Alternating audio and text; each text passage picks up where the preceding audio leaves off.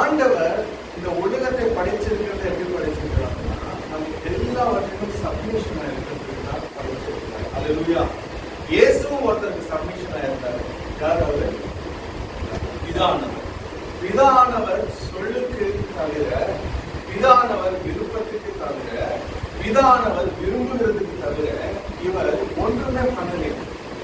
அல்லேலூயா. இதுதான் சப்மிஷன். இந்த சப்மிஷனுக்குள்ள நம்ம போகும் பொழுது அவரை, அவருடைய நாமத்தையும் அவனையும் எல்லாவற்றிற்கும் மேலாக பிதானவர் என்ன பண்ணாரு?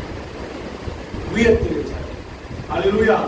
இப்போ அவர் சப்மிஷனா இருக்கிறதுனால வந்து ஆசீர்வாதம் என்னன்னா, அவருடைய நாமம் கனப்படுத்தப்பட்டது.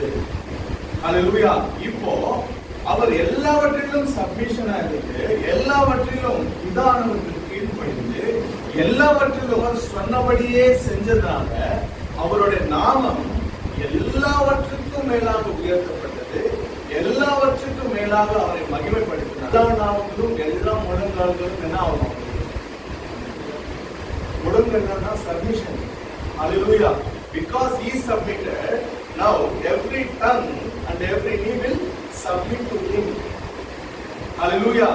So when your life in ministry, when your life wherever you are in this ministry especially, நீங்க சப்மிட் பண்ணும்போது கர்த்தர் உங்களுக்காக வைத்திருக்கிற ஆசீர்வாதங்கள் மகிமையான